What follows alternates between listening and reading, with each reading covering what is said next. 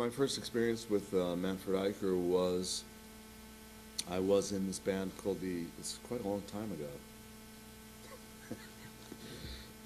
I was in a band called the Everyman Band, which was a band unto itself, but also I joined the band in order to replace somebody.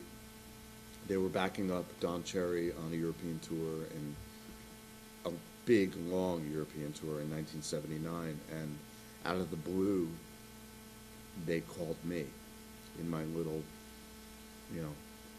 farmstead home in upstate New York.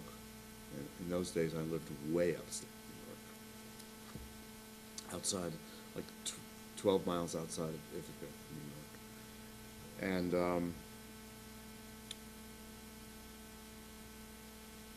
that band became a band and was an improvising band, although we actually had forms with which we improvised as if we were a jazz band. It's a pretty electric band, and not like it was called a new fusion band, even though it was not like the fusion that we were beginning to listen to at that time. That was much more, that spawned smooth jazz, I guess, in some ways.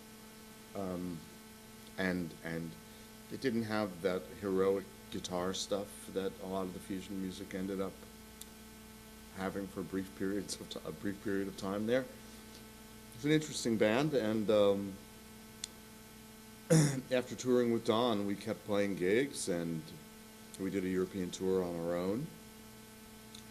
Still occasionally playing with Don, and we sent some tapes to ECM, and Manfred responded immediately.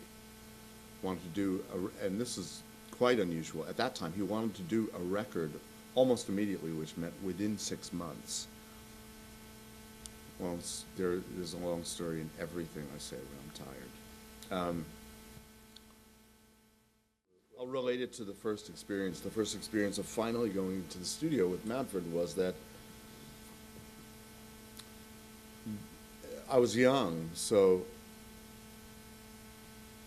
Manfred knew that I was a big fan of Jack DeJohnette. He knew that I was a big fan of Keith Jarrett. He knew that I was a big fan of Terry Ripdahl.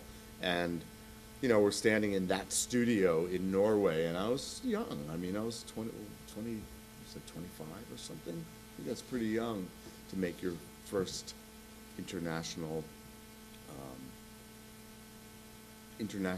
widely distributed strange record for a well-considered, very respected label.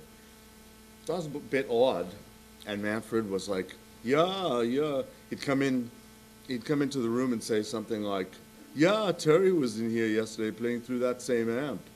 Or he'd say to Michael Sikorsky, the drummer, do you mind this kit? I mean, it's a nice kit. I mean, Jack DeJohnette's been playing it for the last 6 months. And I'm just like thinking, wow, I shouldn't let this affect the music. All these vibes. But there's an expectation of art set up there. And I don't mean art like that Ponzi posturing kind of thing, but,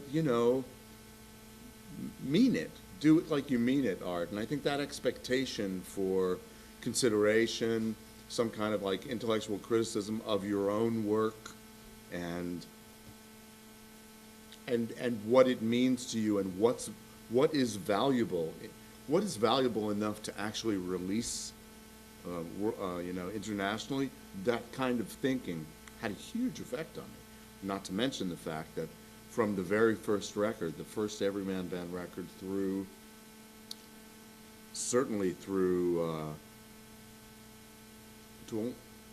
mostly it was the first 2 Everyman Band records and my solo record. I learned so much about spatiality in a sound that was already part of my kind of brainwave, but from watching Jan-Erik Konchaug and Manfred doing mixes, and really just, I was a kid, but I wanted to learn, so I watched everything they did and paid attention to the technical aspects that were going on specifically in the mixing process, because I saw a lot of things happen that were just incredible use of reverb, which I was already interested in, and had been pursuing, but this was some new way of approaching it. So I can't even tell you how much I learned in those first couple of years. I don't know.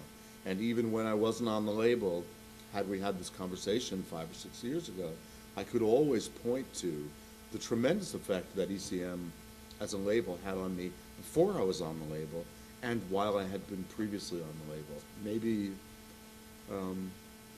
big effect, creative and positive effect.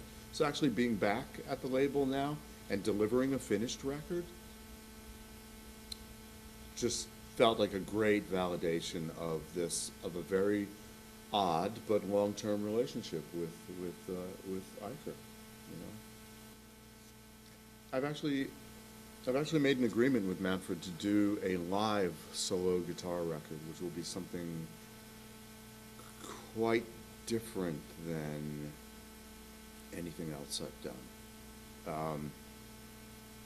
And I've agreed to do it. I agreed to do it in September of this coming year. That schedule may change, but you don't really make deals with Manfred, but he brought it up. It was his idea. I got excited immediately, but I said to him, you know, I think there should be a proviso here.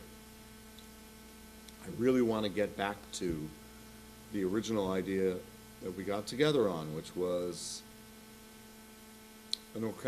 me writing an orchestral work or a series of orchestral works for ECM that is not related directly to a film.